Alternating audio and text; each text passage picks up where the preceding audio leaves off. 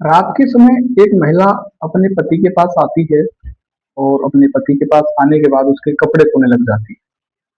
उसके कपड़े खोलती है जब भी उसका पति कहता है, वो कहता है कि क्या कर रही हो इस रात में आप? जब भी वो महिला कहती है कि मेरा बहुत मन कर रहा है कि मैं आज रात आपके साथ संबंध बनाऊं, इसीलिए मैं आपके कपड़े खोल रही हूँ।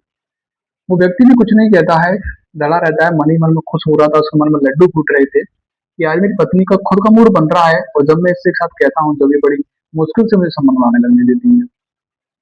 उस रात में वो महिला है अपने पति के साथ संबंध बनाती है, कई घंटों तक अपने साथ संबंध बनाती रहती है। जब उसका मन भर जाता है, उन दोनों की हवस खत्म हो जाती है, तो उसके बाद वो सो जाते हैं।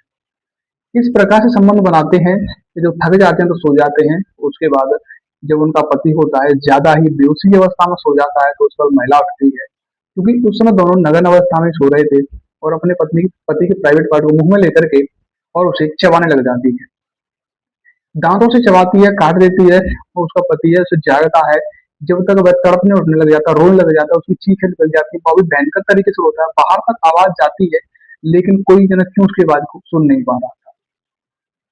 ये आज की हमारी कहानी की जो शुरुआत होती है उत्तर प्रदेश के प्रयागराज के कनकापुर गांव से होती है। यहीं का रहने वाला एक व्यक्ति, इसका नाम निषाद होता है। ये जो है, इसकी शादी को 8 से 10 साल हो जाते हैं। इसकी पत्नी जिसका नाम रिंकी होता है, ये दोनों आपस में काफी बेहद प्यार करते थे, काफी बेहद प्रेम करते थे। लेकिन ये जो रिंकी होती है, वह किसी के चक्कर में पड़ जाती है, इसको किसी से प्रेम हो जाता है। जब ये प्रेम हो जाता है तो इसका अपने पति से अलगाव होना धीरे धीरे से शुरू हो जाता है। क्योंकि ये जो रिंकी होती है, ये जो प्राइवेट सेक्टर पर वहाँ पर नौकरी करती थी, वहीं की स्टाफ के ही व्यक्ति से इसकी दोस्ती हो जाती है, जिससे अब ये आए दिन अपने प्रेमी के साथ ही संबंध बनाया करती थी, उसी के साथ खाना खाया करती थी, आया जाया करती थी, उससे ही बेहद प्रेम करने लगी थी। और इसका जो पति था, रिंकी का जो पति था निषाद, वह आए दिन नशा पत्ता किया करता था, गांजा पिया करता था, शराब वगैरह पैसे पिया करता था।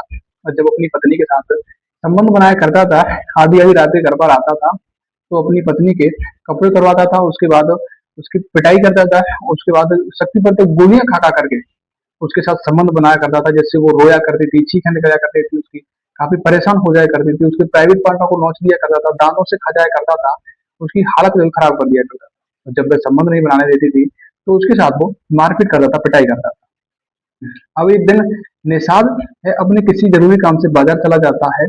उसी बीच ये जो रिंकी है अपने प्रेमी को घर पर बुला लेती है, अपने प्रेमी को घर पर बुलाती है।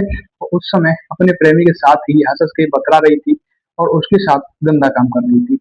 ये अंदर वाले कमरे में दोनों जाते हैं, वहां पर दोनों निर्वस्त्र थे, एक ने भी कपड़े नहीं पहन रखे थे, और वहां पर जाकर के दोनों वापस संबंध बना रहे थे।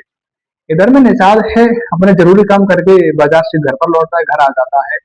वो देखता है कि बाहर का गेट तो खुला हुआ पड़ा हुआ है, अंदर है जो कि जानवर घुसे हुए कुत्ते डोल रहे हैं। लेकिन वो देखता है कि रसोई के पीछे वाला जो गेट है जो कि लगा हुआ है। वो जाता है सीधा उस गेट को खटखटाता है, तो उसकी पत्नी रिंकी नहीं खुलती है। तो वो सोच रहा था कि सो रही होगी इसलिए नहीं खोल रही है। लेकिन वो काफी समय हो जाते हैं बाहर, उसे बैठे बैठे काफी समय हो जाते हैं, तो जाकर के वो जाली में से देखता है कि उसकी पत्नी रिंकी और उसके साथ एक व्यक्ति कोई और है, जो कि नग्न अवस्था में भी उसके संबंध बना रहे हैं। जब जाली में से वो दोनों को डांट फटकार लगाता है, तो रिंकी गेट खोल देती है और अपने पति की जेट भर लेती है, और उसके बाद अपने प्रेमी को वहां से निकाल देती है, और अपने प्रेमी की जेट भर के उसे खटिया पर डाल लेती है और उसके कपड़े उतारने लग जाती है। कपड़े उतारने के बाद जब उस पर ज्यादा उसका जबरन नहीं बनता है, तो उसके प्राइवेट पार्ट को अपने मुंह में लेकर के दांतों से काट देती है, चबाने लग जाती है, जिससे वह किसी भी हालत में हाथ उठाने की हालत में नहीं रहता है, पूरी तरीके से बेहोश हो जाता है। उसके कपड़े खून से लथपथ हो जाते हैं, उसके और भी प्राइवेट पार्ट होती है उसे दबा देती है, ऐंठ देती है, जिससे उसकी बहनों के परिमौत हो जाती है। मौत हो जाने के बाद वहां से रिंकी है अपने मायके के लिए निकल जाती है। इधर में निषाद का छोटा भाई है, जो कि सुबह आता है, वो देख रहा था कि भैया है, काफी समय हो गया, अभी तो भैया जरे क्यों नहीं है। वह आता है अंदर, बाहर से गेट खटखटाता है, क्योंकि वो अपने भैया से काफी डरता था। लेकिन जब अंदर जाता है तो देखता है कि उसके भैया हैं जो कि उल्टे सो रहे हैं। अपने भैया को काफी हिलाता है, लेकिन उसका भैया नहीं उठता है, तो भैया को जैसे ही पलटता है तो देखता है कि भैया का प्राइवेट पार्ट किसी ने चबाया हुआ है, और उसका शरीर भी काफी खून से लथपथ हो रहा है। इसका छोटा भाई है अपनी माँ के लिए फोन करता है, माँ है, भाई है, और घर में जितने सदस्य वहां पर आते हैं और देखते हैं कि आखिरकार हमारे बेटे की यहाँ पर हत्या कैसे। उसके बाद देखते हैं कि उनकी बहू है रिंकी, वो घर पर नहीं है, तो उनका पूरा शक है अपनी बेटी पर जाता है, रिंकी पर, बहू पर।